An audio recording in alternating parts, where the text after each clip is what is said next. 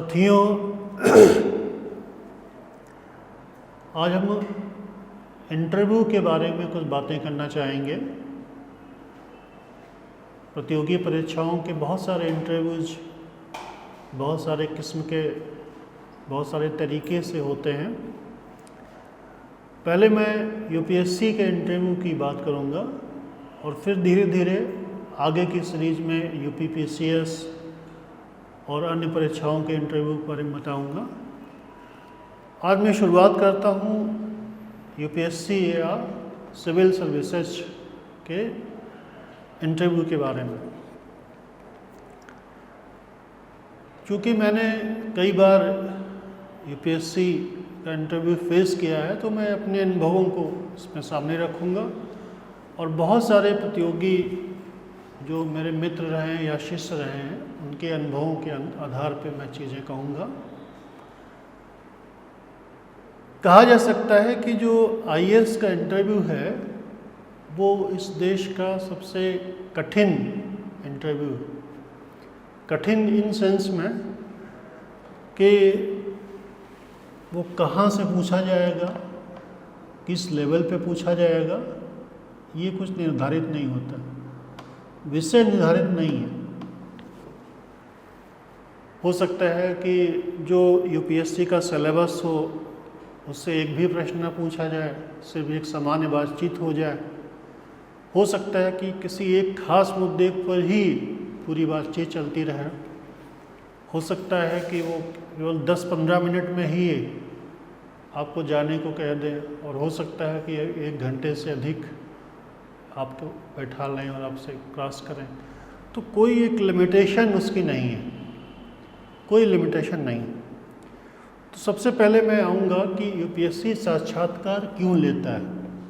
हर परीक्षा में साक्षात्कार का एक तर्क होता है कि साक्षात्कार इसलिए लिया जाता है।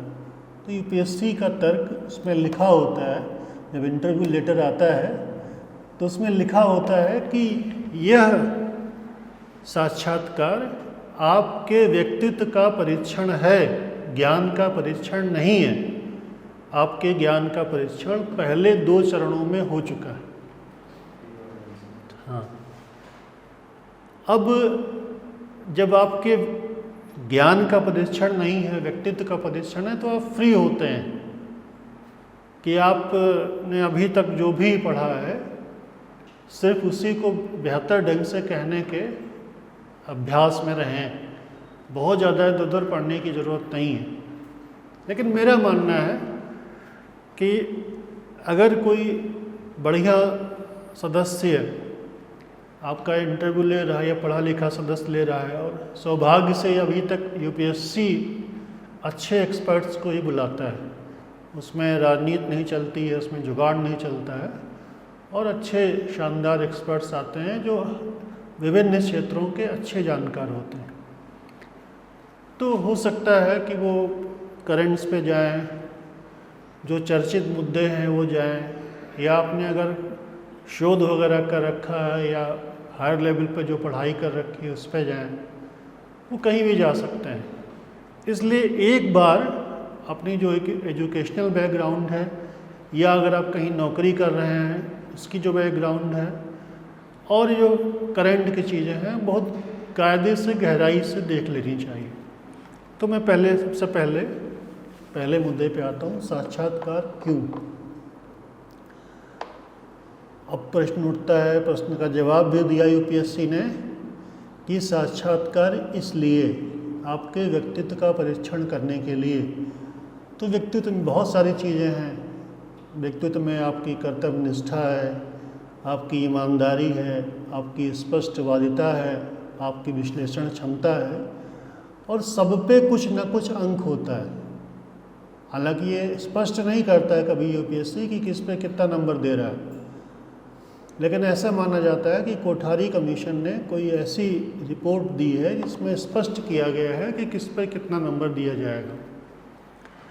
लेकिन अभी ये हवा में है। वो अंदरूनी लोग जो सेलेक्ट होते हैं या जो सेलेक्ट करने की प्रक्रिया में रहते हैं, उनसे बातचीत में वो लोग बताते हैं, लेकिन कोई इसकी स्पष्ट वो नहीं है कि किस पे कितना नंबर है। और मेरा ये मानना है कि किसी के व्यक्तित्व का परीक्षण एक परसेप्शन है। मान लो ये आधा घंटा 45 मिनट में आपने क्या प्रभाव छोड़ा उतनी देर में, वो ज़्यादा इम्पॉर्टेंट होता है, ना कि आप पूरे जीवन में आपने क्या किया है। पूरे जीवन में आपने बहुत अच्छा किया हो, लेकिन उस आधे घंटे में गड़बड़ा गए हो, कोई ब्लंडर कर दिए हो, एग्रेसिव हो गए हो, या दब गए हो, या ओवर एक्सप्रेस करने लग गए हो, ज़्यादा तनाव में या ज़्यादा जोश में कभी कभी आकर अपनी जो नहीं बोलना चाहिए वो भी बोल देता है। एक तो ये पहलू है ही। दूसरा पहलू ये भी है कि अंततः जो लोग ले रहे हैं इंटरव्यू वो भी मानव ही हैं, वो भी मानवीय प्रतिक्रिया देते हैं। पता चला कि चेयरमैन अपनी बीवी के से झगड़ा करके आए और आए और आधा इंटरव्यू सबका नाप दिए, दोपहर तक उसका प्रभाव रहा और दोपहर के बाद वाले बच गए। तो ये भी एक चीज़ है। अभी तक यूपीएससी का जो इंटरव्यू है ये इन चीज़ों से बाहर नहीं, मैं उस पर व्यवस्था पर प्रशंसा नहीं लगा रहा हूँ, लेकिन और पारदर्शिता हो सकती है। इसलिए हो सकती है कि एक बार का कोई इंटरव्यू और 2-3 चक्र का इंटरव्यू दोनों में अंतर हो सकता है। एक बोर्ड हो सकता है आपको कुछ नंबर दे, दूसरा बोर्ड दूसरे तरह का नंबर दे, तीसरा बोर्ड तीसरे तरह का नंबर है। एक औसत निकाला जा सकता है। जैसे आपको एनडीए सीडीएस बनाने के लिए तो 8-9 दिन आप दौड़ते धूपते हैं, 8-9 दिन में होता है, और यहाँ भी 2 दिन लगते हैं। इंटरव्यू के बाद अगले दिन मेडिकल होता है, तो 2 दिन 3 दिन रोका जा सकता है और 2-3 इंटरव्यू लिए जा सकते हैं। जो ज़्यादा बेहतर व्यवस्था हो सकती है व्यक्तित्व परीक्षण की, क्योंकि व्यक्तित्व ऐसी चीज़ है जिसका परीक्षण बहुत मुश्किल है आधे घंटे में। कह सकते हैं पति पत्नी तो ज़िंदगी भर साथ में रहते हैं, एक दूसरे का व्यक्तित्व नहीं जान पाते हैं, एक दूसरे को ब्लफ देते रहते हैं, तो वो कौन सी जड़ी बूटी खाए हैं कि जो आपका व्यक्तित्व आधे घंटे में जान लेंगे? ऐसा संभव नहीं। तो ज़्यादा पारदर्शिता के लिए उसकी वीडियो रिकॉर्डिंग भी होनी चाहिए। जैसे हिंदी मीडियम के लोग कहते हैं कि हमें इंटरव्यू में नंबर ही नहीं मिला या हमारे साथ बेईमानी हो गई। मैं नहीं मानता कि ऐसा होता होगा कि कोई भी कायदे का व्यक्ति, पढ़ा लिखा व्यक्ति दूसरे के लिए अन्याय करने के लिए नहीं बैठता, वो उनकी अच्छी चीज़ों को देखने के लिए बैठता है।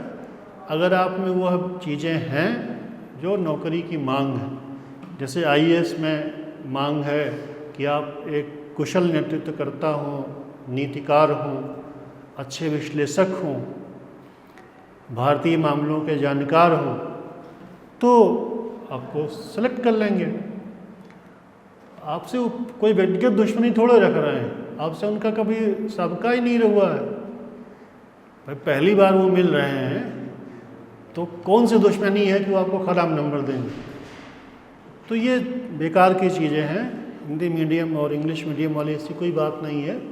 सिर्फ जो हमारी एजुकेशन पैटर्न है हिंदी मीडियम की और इंग्लिश मीडियम की, और उसके बीच जो गैप है बहुत बड़ा।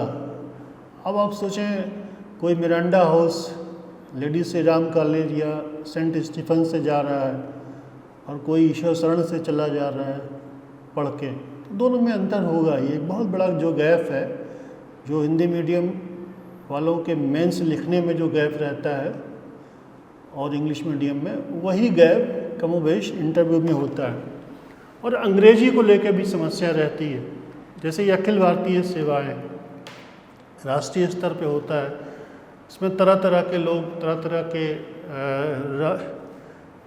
राज्यों से, कोई केरल से आया है एक्सपर्ट बन के, कोई तमिलनाडु से आया, तो थोड़ा बहुत बायस्ड होंगे वो अपनी भाषा को लेके या अंग्रेजियों को लेके, क्योंकि उनके दिमाग में होगा कि इनकी नियुक्ति कहीं हो सकती है। आप हिंदी बेल्ट के हैं, आपकी नियुक्ति तमिलनाडु में हो गई, आप अंग्रेजी नहीं जानते तो क्या करेंगे। तो मेरा ये मानना है कि आपको आईएएस का इंटरव्यू फेस करने के लिए बाइलिंगुअल होना चाहिए। अगर आप अंग्रेजी में नहीं बोल पाते हैं तो कम से कम अंग्रेजी समझने की आपकी कुव्वत होनी चाहिए कि अगर वो प्रश्न पूछे तो आप ये समझ पाएँ कि क्या पूछा गया। ये बहुत इम्पॉर्टेंट है। ये आपके व्यक्तित्व का एक आईना हो सकता है, क्योंकि अगर आप किसी अखिल भारतीय सेवा में जाना चाहते हैं और अंग्रेजी नहीं जानते हैं, नहीं बोल पाते हैं, तो ये एक बड़ी दिक्कत है। और यूपीएससी के साथ ये हमेशा दिक्कत लगी रहेगी, क्योंकि अंततः आपकी नियुक्ति तय नहीं है कि हिंदी पट्टी में होगी कि हिंदी पट्टी के बाहर होगी। तो आप बाइलिंगुअल होने का अभ्यास करें, रोज़ अंग्रेजी अखबार पढ़ें, अंग्रेजी बुलेटिन करें और ऐसे लोगों के संपर्क में रहें जो अंग्रेजी बोल या लिख लेते हैं। अब आएँ कि साक्षात्कार का महत्व क्या है, कितना इम्पॉर्टेंट है यूपीएससी में साक्षात्कार। तो जैसा कि आप लोग जानते हैं कि यूपीएससी में एक वैकल्पिक विषय होता है जो 500 अंक का होता है, जीएस होता है जो 1000 अंक के 4 पेपर होते हैं, और एक निबंध का पेपर होता है जो 250 नंबर का होता है। यानी कुल 1750 अंक के मेंस के होते हैं। लगभग 50% कट ऑफ जाती है और 50% के आसपास आप सिलेक्ट हो जाते हैं और 55 के आसपास टॉप कर जाते हैं। तो 275 नंबर का जो इंटरव्यू है, निश्चय ही वो एक इम्पॉर्टेंट रोल प्ले कर सकता है कि आप सूची में कहाँ होंगे। आप आईएएस प्रॉपर होंगे कि आईएएस एलाइड होंगे। अगर मान लीजिए आपको 100 नंबर मिलता है 275 में, तो आप सूची में निश्चित ही, अगर मेंस में बहुत अच्छा नंबर पाए होंगे तब भी एलाइड होंगे। क्यों? और सूची मेंस में कम भी नंबर अगर पाए हैं या बॉर्डर पे हैं, आप 200 के ऊपर पा गए, तो आप हो सकता है कि आप सूची में ऊपर चले जाएं। तो काफ़ी कुछ डिसाइडिंग होता है 275 नंबर, और आपको अच्छे अंक मिल सकते हैं बशर्ते आप कोई ब्लंडर न करें और अपने प्रति ईमानदार रहें। अगर आपको जैसे नहीं आ रहा है तो ना कहना सीखें। ये नहीं कि कुछ भी आप बताने लगे, समझाने लगे। ये सोचना कि सामने वाला मूर्ख है, मैं ब्लफ खेल दूंगा और वो समझ जाएगा, वो नहीं समझ पाएगा, तो ये आपकी मूर्खता है। क्योंकि आपके पिताजी के उम्र के वो लोग हैं, रोज़ आपके जैसे 50 लोगों को वो देखते हैं, जज करते हैं। तो आप ये सोच के अगर जाते हैं कि उनको मूर्ख बना देंगे, तो ऐसा संभव नहीं है। फिर आप ही वास्तव में वो हैं जो आप उनके लिए सोच रहे हैं। तो इसलिए स्पष्टवादी तरीके से, ईमानदारी से और बिल्कुल जिम्मेदारी से आप वहाँ पर बोलें। कोई ऐसी बात ना बोलें जो ब्लंडर की श्रेणी में आती हो। वहाँ पे ना कहना बिल्कुल भी गलत नहीं है, क्योंकि उसमें पहले ही लिखा हुआ है कि आपके ज्ञान का परीक्षण नहीं है। अगर कोई वो फैक्ट पूछ रहे हैं या किसी विचार के बारे में पूछ रहे हैं और आपको नहीं आता है, तो कोई दिक्कत नहीं है। हर चीज़ किसी को नहीं आती। आप ब्रह्मा नहीं है कि आपको सब कुछ आती है। हाँ, आपकी सीमा है। आप बता दें कि सर मुझे नहीं आता है, कोई दिक्कत नहीं है। मेरे पास ऐसे बहुत सारे उदाहरण हैं। मेरे एक सीनियर थे जेएनयू में, वो चाइनीज स्टडी से उन्होंने एमए किया और उसके बाद रिसर्च कर रहे थे उस पर। और जिस बोर्ड को बार बार वो मंदिर में जाके मना रहे थे कि वो बोर्ड ना पढ़े, वही बोर्ड उनका पड़ गया। और पहुँचते ही बोर्ड ने पूछा माइट इज, तो अकस्मात उनके मुंह से जो उन्होंने पढ़ा था निकल गया राइट। अब वो लगे बोर्ड के चेयरमैन उनको कहेगा अभी से माइट इज राइट, तुम बन जाएगा तो क्या करेगा। और पूरे इंटरव्यू में उनको डांटते रहे। और जब वो सज्जन आए इंटरव्यू देके तो फूट फूट के रोने लगे कि केवल पूरे इंटरव्यूज ने हमको डांटा और हर मुद्दे पे हमारी बात सुनने नहीं किया, अपनी ही बात बताए। और ये लास्ट अटेम्प्ट था, मैं क्या करूँगा। उस समय 300 नंबर होते थे हम लोग जब देते थे इंटरव्यू, और जब रिजल्ट आया तो उनको 220 नंबर मिला था इंटरव्यू में, और वो IPS हो गए इसकी वजह से। तो कोई क्राइटेरिया नहीं है इस तरह का। आपके व्यक्तित्व का क्या परसेप्शन कर रहा है बोर्ड, यही इम्पॉर्टेंट है। अगर वही बीच में वो झल्ला जाते उनके क्रॉस क्वेश्चन से या उनके लगातार बोलने से कि सर हमको भी कुछ बोलने दीजिए, या कुछ भी ऐसा कह देते जिससे बोर्ड नाराज़ हो जाता, तो हो सकता है वो जो 220 पाए वो 100 पे आ जाते, 80 पे आ जाते। इसका उदाहरण मैं हूँ।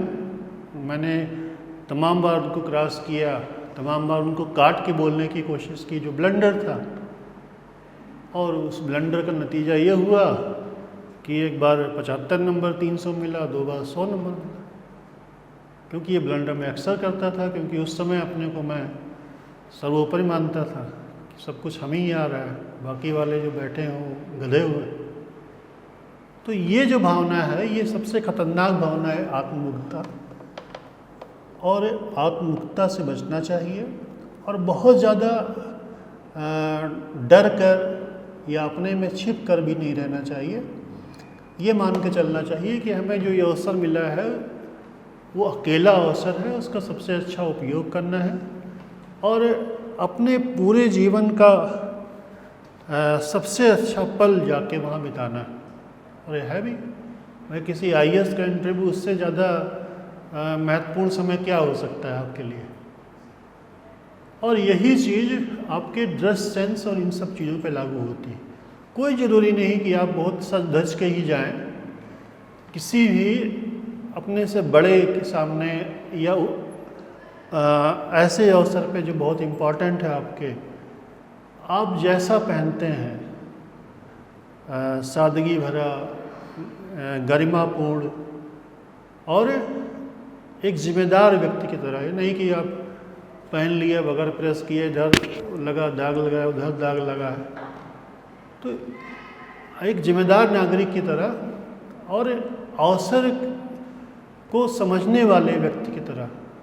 आपके पास जीवन में रोज रोज नहीं आता है कि आप IAS के इंटरव्यू देने जाएं। जरूरी नहीं कि आप बिल्कुल सज धज के दूल्हे बनकर ही जाएं, लेकिन एक ऐसे व्यक्ति की तरह, पढ़े लिखे व्यक्ति की तरह जाएं जो जिम्मेदार और सहज है। हाँ, डिसेंट।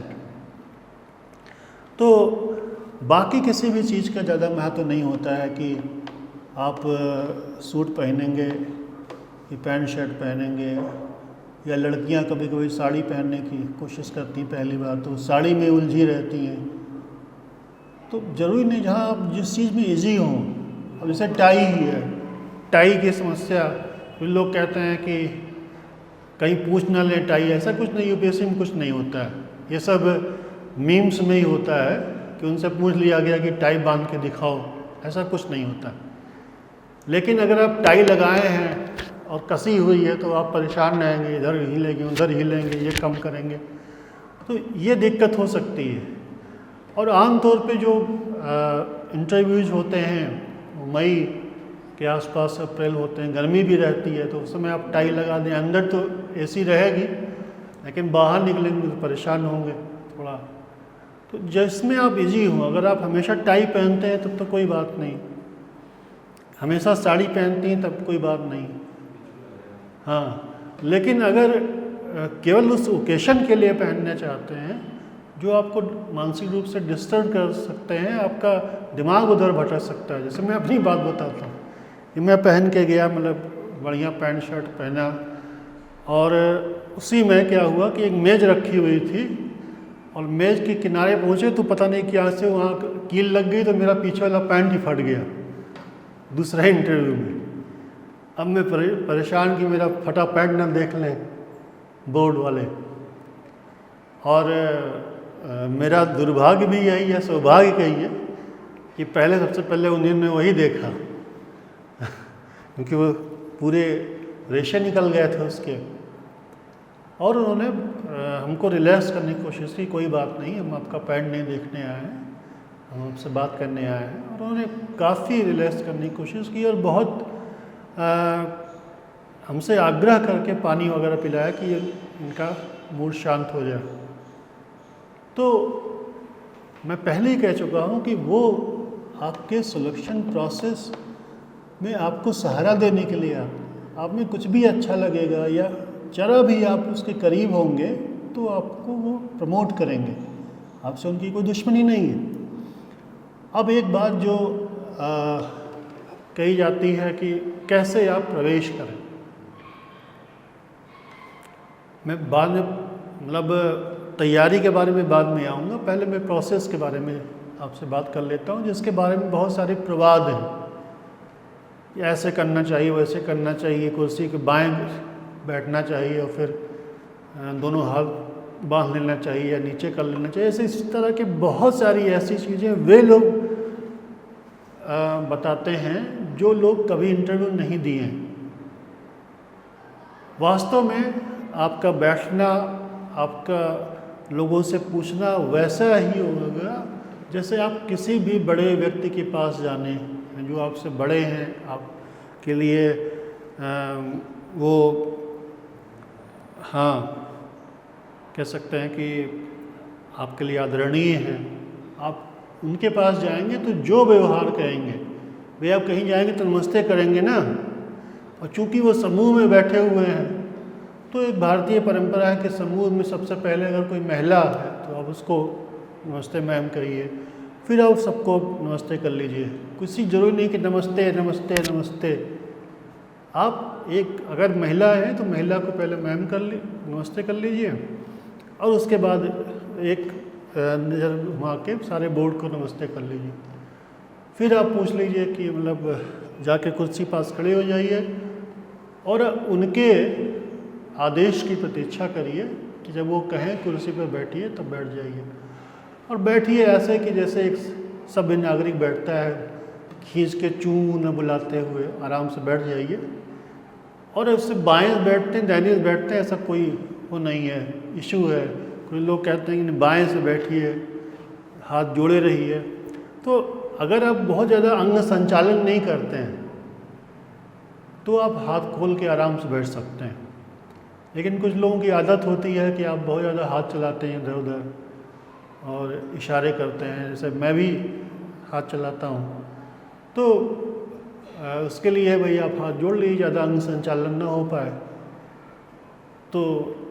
लेकिन फिर जैसे आपने अगर कोई प्रैक्टिस नहीं है तो के लिए तो दिमाग वहाँ जाएगा, फिर दिमाग आपकी बोर्ड की तरफ कम रहेगा, यही रहेगा कहीं हमारा हाथ निकल तो नहीं रहा है इशारे करने के लिए।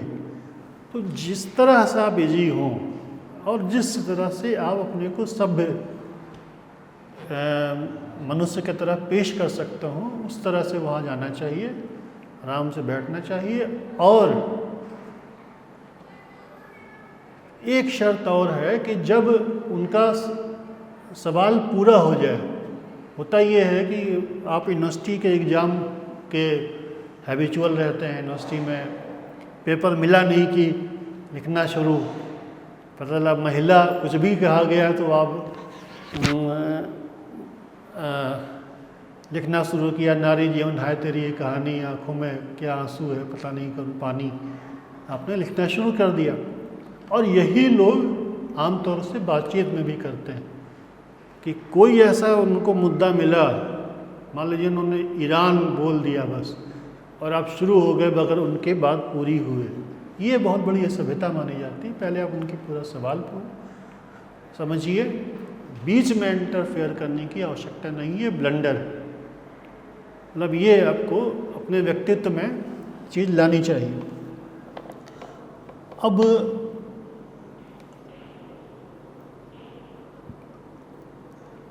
मैं ये बताना चाहूँगा कि जैसे इंटरव्यू फॉर्म के पहले मेंस में फॉर्म भरा जाता है जिसमें बहुत सारी चीज़ें भरनी होती हैं आईएएस में, और हॉबी वगैरह उसमें भरनी होती है, अपना एकेडमिक बैकग्राउंड भरना होता है। बाद में आपको इंटरव्यू में प्रेफरेंस भी भरने होते हैं कि किस सर्विस को कौन सा प्रेफरेंस आप देने जा रहे हैं। तो इसके लिए पहले से पूर्व तैयारी कर लें। प्रेफरेंस शीट और फॉर्म को बहुत कायदे से देखते रहें। अधिकतर प्रश्न आपको वहीं से मिलेंगे। और जैसे हॉबी का मुद्दा है कि हॉबी जरूरी नहीं कि हो, लेकिन नकली हॉबी नहीं होनी चाहिए। कभी कभी लोग यह करते हैं कि ऐसी हॉबी खोज के लाएंगे कि जिसके बारे में बोर्ड पूछ ही ना पाए, नकली रहेगी। तो बोर्ड, मैं कह रहा हूँ कि बोर्ड मूर्ख थोड़े है। बोर्ड भी जानता है कि किसकी क्या हावी हो सकती है, ये भी हावी हो सकती है कि नहीं हो सकती है। वो भी जानता है कि आपने ये हावी इसलिए दी है कि बोर्ड इसके बारे में क्रॉस क्वेश्चन न कर पाए। इतनी खुफिया हावी आपने दी है जिसके बारे में जनता नहीं जानती है, तो इसके जाहिर है कि आपने स्ट्रेटजी के तहत हावी दी। कभी कभी ऐसा होता है, मेरा दुर्भाग्य था कि उनका दुर्भाग्य था, मैं जब दूसरा इंटरव्यू देने गया तो मेरे से पहले हमारे इलाहाबाद यूनिवर्सिटी के एक जूनियर गए थे जो पहले से पीपीएस थे यूपीपीसीएस में, और वो जस्ट हमारे बोर्ड में ही गए।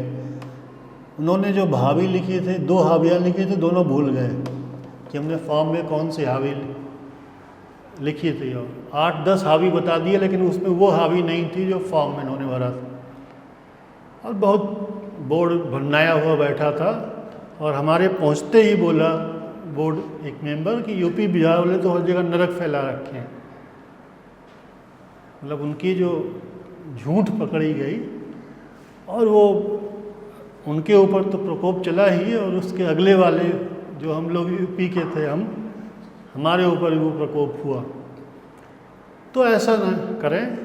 आपकी जो वास्तविक हावी है नहीं है तो आप कह दें भाई हमारी कोई हावी नहीं, पढ़ने लिखने के दौरान हम और कुछ हावी अपनी मेंटेन ही नहीं कर पाते। लेकिन अगर हावी है तो हावी मतलब होता है विशेष अभिप्राय, तो आपको उसके अंदर की सारी चीज़ें, लगभग महत्वपूर्ण चीज़ें जाननी होंगी। सारी आप ना जान पाएँ, मतलब उसका इतिहास ना जाने, मान लो क्रिकेट में पहली बाल किसने फेंकी है, मान लीजिए क्रिकेट आपकी हावी है, तो ये कोई बात नहीं हुई।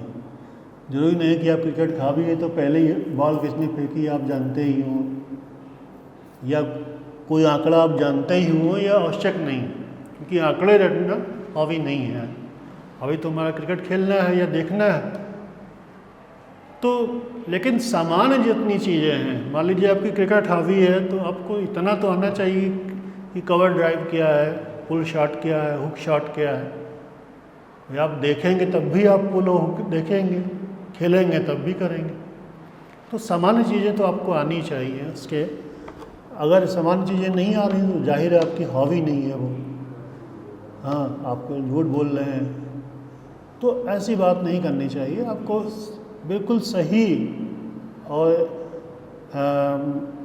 ऐसे इन्फॉर्मेशन देने चाहिए जिसके बारे में आपको कमांड हो। बगैर कमांड की कोई चीज़ फॉर्म में नहीं भरनी चाहिए, जो इसे हॉबी के साथ भी है, और यही प्रेफरेंस सीट के साथ भी है कि पहले आपको अपने सीनियर्स से, अपने बड़ों से ये कंफर्म कर लेना चाहिए कि किस सर्विस को कौन सी प्रेफरेंस दी जाए, क्योंकि ये अंततः आपकी मेरिट डिसाइड करने के लिए बहुत इम्पोर्टेंट चीज़ होती है। इसके बारे में जो डैफ में भरा जाता है फॉर्म, जो उसको डैफ कहते हैं, इसके बारे में हम एक अलग से विशेष सत्र करेंगे डैफ फॉर्म के लिए और हॉबीज़ के लिए। मैं आगे इसके करने वाला हूँ। तो आज का सेशन यहीं रोकते हैं, और इसके अगले उस पर मैं आपको बताऊंगा कि अपने ऑप्शनल सब्जेक्ट, ग्रेजुएशन के विषय, और यदि आप नौकरी पेशा हैं उससे संबंधित कौन कौन से प्रश्न हो सकते हैं और आप उसका कैसे जवाब देंगे। धन्यवाद।